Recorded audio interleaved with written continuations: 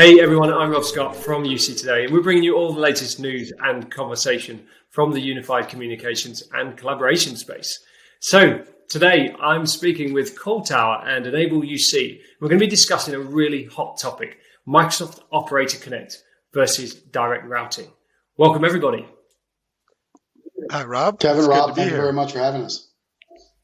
Yeah, thanks for joining me. Really hot topic today. Excited to be here. So before we dive in, though, however, why don't we just do a quick round of introductions? And William, would you like to go first? Sure, I would love to. So Rob and Kevin, again, thank you guys for having us here. All the listeners, thank you guys for joining in today. My name is William Rubio. I'm the Chief Revenue Officer at CallTower. CallTower itself, we've been around for about 20 plus years, really providing unified communications as a service and contact center as a service, not just domestically in the United States and North America, but also pretty much globally in the APAC and the EMEA regions as well. We're a big Microsoft partner, been a Microsoft partner going all the way back to 2008. We were one of the first that was actually invited to be a cloud service provider. So that means that we sell the Office 365 licenses to customers going back all the way to 2014, which doesn't seem like a long time ago, but coming up on 7 years already overall. And happy to be here and happy to talk to Kevin. Fantastic. And Kevin? Well, thanks again, Rob and William. It's good to have you here. Looking forward to the discussion. My name's Kevin Kieller. I'm the co-founder of EnableUC. EnableUC is a boutique consulting firm, and we really help organizations get the most out of the Microsoft ecosystem, and a lot of that work is around Microsoft Teams. And so certainly what we're going to talk about today, making Teams be your phone system by figuring out how to connect it to the PSTN is certainly something that we help organizations with in terms of the strategy and figuring out, what option might make the most sense for them. Fantastic. Yeah, thanks for joining me. Okay, so to kick today's conversation off, I suppose we're going to be talking about, direct routing, which is a Microsoft kind of bring your own carrier solution. And we're kind of going to compare that with the new Microsoft Operator Connect solution. So to kick things off, I think, William, it'd be good just to kind of firstly define what they mean and how they work for the audience, if possible. And then we'll just maybe compare the differences between the two. Do you want to kick off? Sure, I would love to. So there's definitely a big education going on right now between direct routing and Operator Connect. Direct routing, at least from a CallTower standpoint, we've been actually delivering it 3 years this month. We officially launched and implemented our first customer in November of 2018. So very excited to actually do that. I think we were one of the first, if not the first in the United States to actually kick that off. And the great thing about direct routing was the fact that we were able to work with Microsoft, get certified with our session border controllers within our data centers to make sure that we could connect and provide access to the public switch telephone network, the PSTN, so that organizations could leverage our voice network and then leverage the stack on the Microsoft side from a PBX standpoint, from a telephony feature, things like call forwarding and voicemail, without leaving your Office 365 environment, which I think was a very big key initiative that Microsoft wanted to make sure that they could do.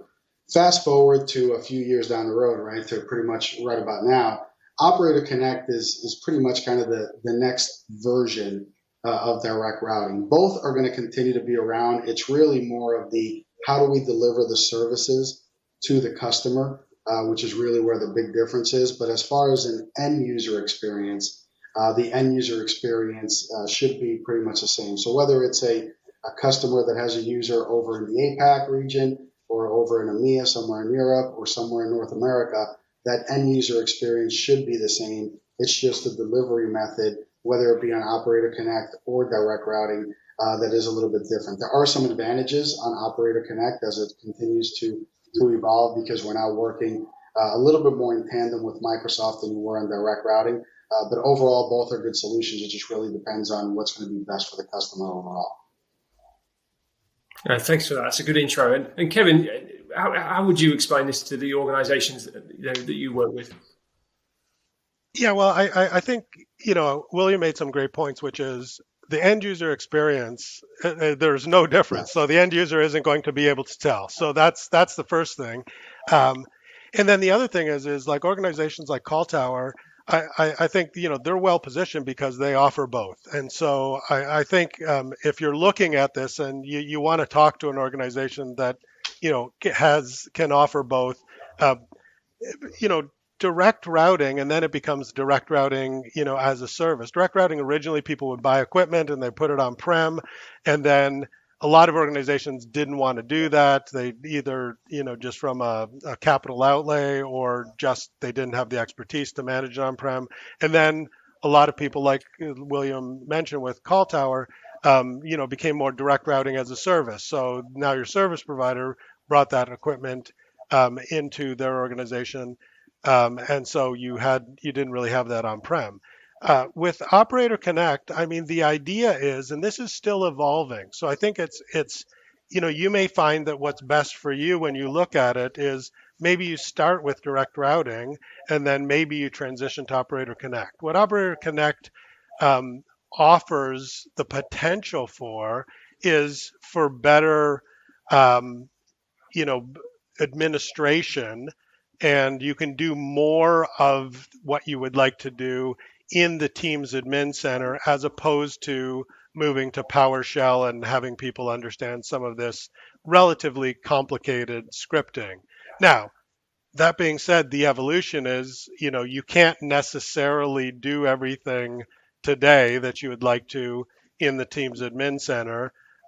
So I think, Operator Connect is, some of it's aspirational from Microsoft, but I think in the future, it's designed to make it easier for IT admins to take care of their PSTN connectivity. Thanks for that, Kevin. Over to you, William. In terms of the challenges organizations are facing, what's the conversations like right now? I think there's a lot of challenges, and I'm going to get to that question right here, Rob, in a second. Just, I think a little bit of background there. When you start to look at IT organizations nowadays, IT organizations, really, for lack of a better analogy, they have a seat at the table, right? Meaning that they're now working with marketing, with accounting, with sales, with business development, with customer support, to make sure that they can help grow the organization. And what that's really done is it's put in some limitation as far as those organizations trying to really keep up with technology, right? So the same exact thing happens when you're trying to deploy within Microsoft itself with their environment. There's a lot of odds and ends that come when looking at deploying Microsoft Teams voice overall, right? When you start to look at things like CRM integration, contact center, simple things as any analog devices like paging, overhead paging, intercom, door buzzers, faxes, credit card machines, device management, if it's headsets, if it's handsets, all those different things really kind of tumble into the solution overall. And what we're finding is that a lot of IT organizations just don't have the time and the resources, because now they're kind of sitting at that table really trying to grow the organization instead of really trying to be just as back-end support. So they are starting to leverage organizations like CallTower to really bring them that expertise, because it's needed. Technology continues to change at a rapid pace. COVID obviously accelerated some of these technologies advancements that we're now being able to embrace and leverage overall for our businesses. So I think overall, when you look at that, it's really making sure that you can partner with somebody that has the experience on the Microsoft side, not just so much on the Office licenses from a calendar and an email, but really critical on the voice side or your communications hub overall, because that's really what Microsoft Teams becomes. Yeah, absolutely. I can imagine the larger the organization, the more complex things are anyway. And there's a whole bunch of options here, isn't it? There's a lot to choose from. It's very flexible, but the Microsoft Teams voice element as well. So, I mean, Kevin, the types of conversations you're having with organizations, is that similar? Would you like to add on to that? Well, I think, yeah. So let me just first start by saying, because in case any of the listeners are wondering, like, Microsoft Teams absolutely is capable of being an enterprise PBX. So, like, first of all, there's some people that they're caught in that debate. So let's just kind of table that. It can be, it definitely can deliver all the capabilities of an enterprise PBX. Now, whether it's the right enterprise PBX for you, like, that's one of the things we work through. I would say then the conversation, sometimes it becomes analysis paralysis. Like, Microsoft offers, more options than you even know about. So in some respects, Operator Connect creates another evaluation. So is it direct routing or Operator Connect? I think, a lot of the complexities that William spoke to, like analog devices, for example, because direct routing has been around for longer, the solution set and understanding how to make pagers and alarm systems and your telephones and elevators and all these different devices work. There's more recipe books associated with direct routing right now because, as I said before, Operator Connect, maybe that's the future aspiration. It's certainly evolving, but there are use cases where, direct routing is going to be an easier path. But the nice thing is, as we talked about before, the user experience doesn't change. So if it becomes important to start one place with direct routing and then move to Operator Connect, you can absolutely do that. So definitely one of the challenges is, the analysis paralysis and working with somebody who can, kind of cut through, some of the vagueness and also what's on the roadmap versus what's here today and really figure out an implementation plan and help you, because a lot of these organizations are moving in this direction because if they do it correctly, there can be some significant cost savings. And then the other challenge, I think we'll talk about it a little bit more in depth, but William pointed out you do need a group of people to deal with the ongoing management of the PSTN voice piece. And you as an IT group need to decide, is managing this going to provide value to the organization? Because a lot of times teams can do much more. And, if your IT staff is just dealing with the voice piece, maybe you're missing opportunities in terms of the automation, workflow, and all the other things that teams can do. Yeah, some good points there. And in terms of implementation, I suppose I'm picking up that, there's a lot of options. It can be quite complex, I suppose, depending on the size and complexity of the organization, certainly. But I mean, William, are you seeing customers do it themselves? Is that a reality, or is it always a partner deployment the best option? Are you seeing horror stories where someone's tried to do it but just failed? I mean, what's happening out there from an implementation standpoint? Yeah, that's a great question, Rob. And there are some critical points within any type of deployment, regardless if you're an enterprise or an SMB type of organization. One of the necessary evils out there is porting, right? It's kind of an unsung hero that you don't really hear about it unless it goes bad type of stuff. But it is something that's done. Here at CallTower, we do provide a full white glove implementation to our customers. So we have a project management team that's assigned to each one of our accounts. We work with them and hold their hand through the porting, with their call queues, aka hunk groups for the older guys that are out there. That's what we used to call them.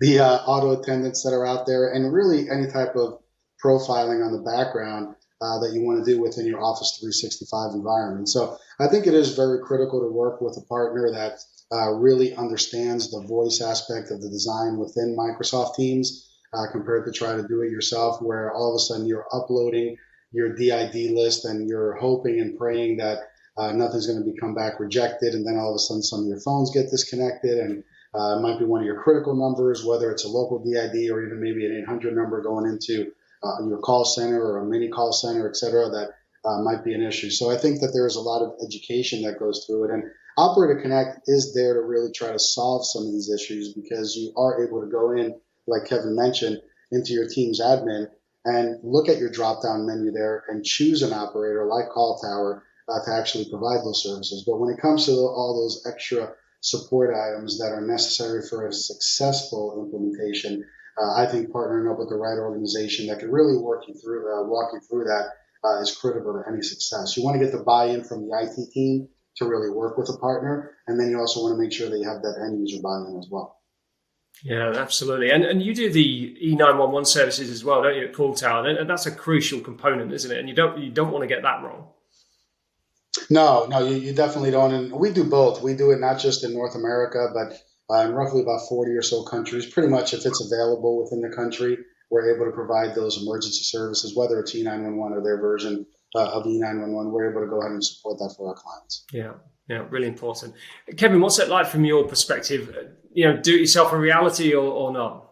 Well, I think a couple of things. So we always say, what's important is expertise, which means you're kind of book smart, and experience, which, at least some people on your team need to have kind of done it before, right? Because it doesn't always go exactly how the Microsoft documentation suggests it should. So, I think um, the, I think you definitely, if you're an IT team, the other reality is IT people like to do the new thing. So a lot of times, the IT teams might say, "Hey, I want to do this because I've never done it before."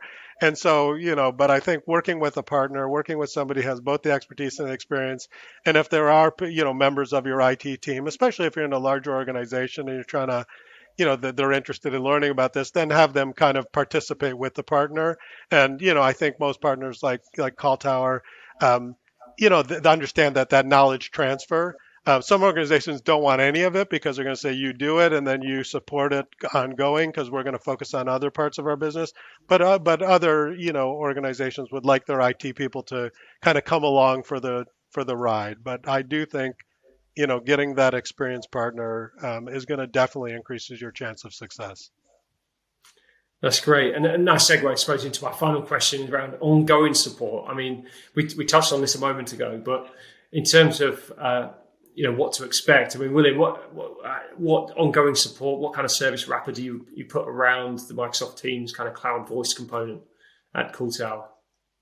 Sure. We have our SLA, our voice SLA overall that we do provide to our customers globally. We also do provide a 24/7 support, so you do get to have a conversation with somebody on the other side if you are interested in having a conversation, and work with folks that are certified within the Microsoft ecosystem to really help resolve your issues right away, right? Or understand that there might be some more complexity of it, and at the same point then escalate within the organization overall. I think that that's critical to make sure that you have that partner relationship or that vendor relationship with somebody like CallTower that really does understand that ecosystem overall. It's very important, not just during the implementation, but also then post implementation, which is really where the relationship really kind of takes off, right? I mean, I think that that's what is really critical, and having somebody that understands the complexity of any solution. And I don't care if it's a large enterprise or an SMB company, they always have some type of complexity that you have to make sure to account for and work with. And having the right partner, that right vendor to go ahead and help you design that, I think it is critical. There's Microsoft Teams is great. Obviously, we've all seen what it's done over the last couple of years with obviously in the middle of the pandemic as well. That's really been a part of that. But when you start to look at all the other ancillary items that are required, like Kevin mentioned, some of them, like we had discussed earlier on the analog side, even from a disaster recovery or a business continuity standpoint, what do I do if my Teams app goes down, right? It's okay if I lose email for half an hour, I could lose my instant messaging for half an hour, but I can't lose my voice for half an hour, right? So how do you come up with those things, or how do you come up with those solutions and those designs, because they are critical to your business? And I think working with the right partners that have not just the support, but the right expertise and design behind the scenes is critical to any successful implementation and support ongoing. Yeah, absolutely. And Kevin, I suppose you work with a lot of customers. Microsoft Teams is huge, as it can do all sorts of things. I imagine it's a journey that a lot of customers are on with Microsoft Teams, especially as they keep developing new features and that kind of thing. I mean, ongoing support is that kind of how does that work from your standpoint? I mean, what would you recommend? Well, I think, the interesting thing is I think there's lots of like even this video here, there's lots of emphasis put on like, okay, let's figure out the right design. And I think that if you don't screw it up, your system's going to be around for a long period of time. And so while there's this big intense effort around the architecture and the design and the implementation, if you're successful, the ongoing management, while not as intense, is much more important because it's going to go on hopefully for years and years. Yeah. And so certainly, key, of key importance is think about what your support is going to be, and then recognize that I don't think it's very easy to just like carve off Teams voice and say, okay, well, we have somebody, somebody who's going to support just Teams voice. But then it's like, who do you call when you have a problem creating a channel, or I try to connect, I'm using a channel and I want to call into a channel, or these types of things. And I think, find a partner who's willing to support all the pieces of the team stack, the voice piece, yes, but all the other pieces, as well as if you're looking for that some of the other pieces that tie in from the Office 365, because ultimately, Microsoft says what? Teams is the hub where work gets done. And from a support and manageability perspective, the complexity is everything's tying into it, and there's a lot of moving parts, as William said. So you need to find somebody who's going to support all the important moving parts that your organization has. Yeah, that's an interesting point, because that's a lot of pieces, though, isn't it? If it is the work hub, then potentially there's all these different applications linked into the that one environment. So that could get pretty complex. But you're absolutely right. Try to get one company to at least manage the core applications and features that are in that platform. Yeah, and I think a partner that at least is willing to take your call, because I think, William, we were talking before the recording just on some of the calls that kind of come into CallTower, and they may not be directly related to the PSTN piece, but you and your team kind of step up and you make sure that they get their questions answered. I think that was the experience that you were talking about. Yeah, it makes just for a much more happier environment with the customer when they know that they have the support on the other side, and we take great pride in that. And I know a lot of organizations come out there and say that, but our support staff is phenomenal. I mean, they really do a good job with that. We look at our cases that come in daily. We see what type of trends we're seeing out there. If we do happen to see that there are some issues with a certain part of Microsoft Teams overall, then we start creating some knowledge-based white papers on it so we can educate our customers. We include it in the training, so we add that into the curriculum of the training that we do provide on Microsoft Teams overall. And it's really critical, and I think I might have mentioned this earlier, but really to get not just that IT buy-in, but make sure that you have that end-user buy-in, whether it's somebody calling in for the first time and getting somebody else on the other end from a support question, or making sure that you have the critical training documents and the training expertise so that the utilization goes up within Microsoft Teams. Because Kevin, like you mentioned, it does become your communications hub, and the more people get used to it and the more people start utilizing it, then you start to see it's amazing how it works, but those trouble tickets or those cases really just start to dwindle down, right, because people get a little bit more savvy with it overall, and you don't get those easy questions coming in anymore to support because they're educating themselves as well. And I think that's really critical to work with a partner that can deliver that to you. Absolutely. And for anyone looking to find out more on this topic, whether it's direct routing or Operator Connect or anything within that kind of Microsoft 365 and Microsoft Teams stack, William, what's the best way to get in touch? For us, it's really easy. You could go to our website. You could go to calltower.com. We have great information on Microsoft Teams, both direct routing and also on Operator Connect, and even just on the Office 365 side. You could also email us over at webinars at calltower.com, and we'll have one of our solution architects start working with you directly in the solution and really understand if you happen to have any issues and what it is that you're looking to accomplish, not just today, but also looking down the road, whether it be 6 months or a year into the deployment, to make sure that we can continue with the growth that hopefully the organizations are now facing overall. So happy to help out and looking forward to the next one. Well, William and Kevin, thank you so much for joining me today. It's been really good talking to you and sharing all those insights with our audience. Thanks very much. Thanks, Rob. Thanks, Kevin. Thank you, guys. Thanks, William, and thanks, Rob. It was fun. And that's it from us. If you've enjoyed today's session, please subscribe to UC Today News and give this video a quick share on social, as it's always appreciated. And if you're a UC fan and want to be part of the conversation, you can join us using the UC News hashtag on LinkedIn, Twitter, and Facebook, and our social links are in the description. So I'm Rob Scott from UC Today. Thanks for watching.